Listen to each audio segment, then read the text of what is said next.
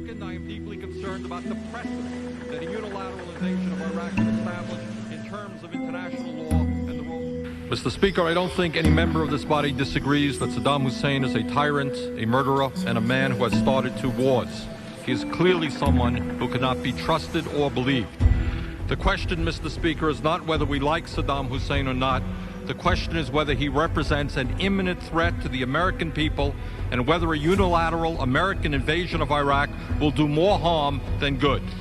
Mr. Speaker, the front page of the Washington Post today reported that all relevant U.S. intelligence agencies now say, despite what we have heard from the White House, that, quote, Saddam Hussein is unlikely to initiate a chemical or biological attack against the United States, end quote.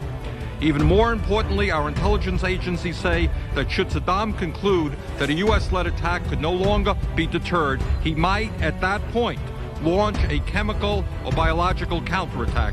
In other words, there is more danger of an attack on the United States if we launch a precipitous invasion. Mr. Speaker, I do not know why the President feels, despite what our intelligence agencies are saying, that it is so important to pass a resolution of this magnitude this week, and why it is necessary to go forward without the support of the United Nations and our major allies, including those who are fighting side by side with us in the war on terrorism. But I do feel that as a part of this process, the President is ignoring some of the most pressing economic issues affecting the well-being of ordinary Americans. There has been virtually no public discussion about the stock market's loss of trillions of dollars over the last few years, and that millions of Americans have seen the retirement benefits for which they have worked their entire lives disappear. When are we going to address that issue? This country today has a $340 billion trade deficit, and we have lost 10% of our manufacturing jobs in the last 4 years, 2 million decent-paying jobs. The average American worker today is working longer hours for lower wages than 25 years ago. When are we going to address that issue? Mr. Speaker, poverty in this country is increasing and median family income is declining.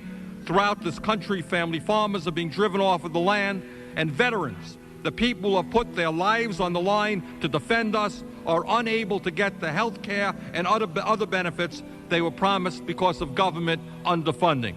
When are we going to tackle these issues and many other important issues that are of such deep concern to Americans?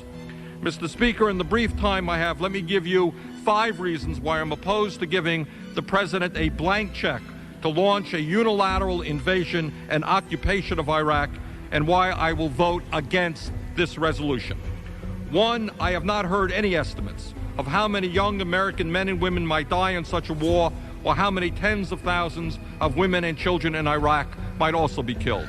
As a caring nation, we should do everything we can to prevent the horrible suffering that a war will cause.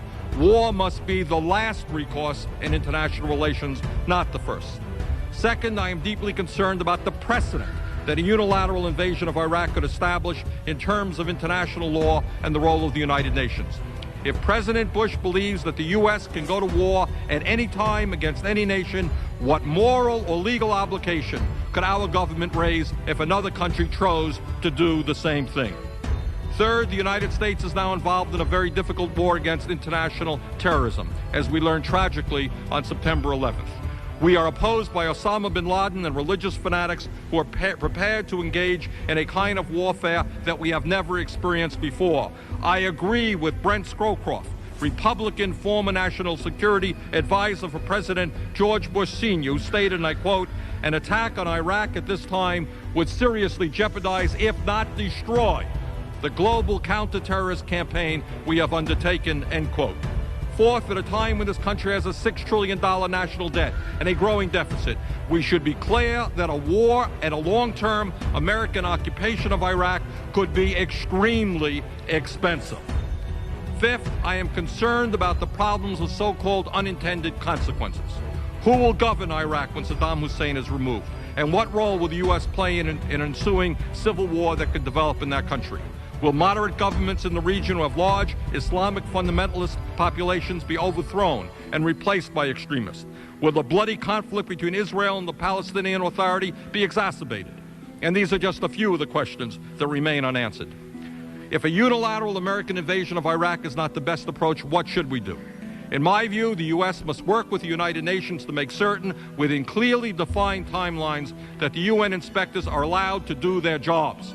These inspectors should undertake an unfettered search for Iraqi weapons of mass destruction and destroy them when found, pursuant to past UN resolutions.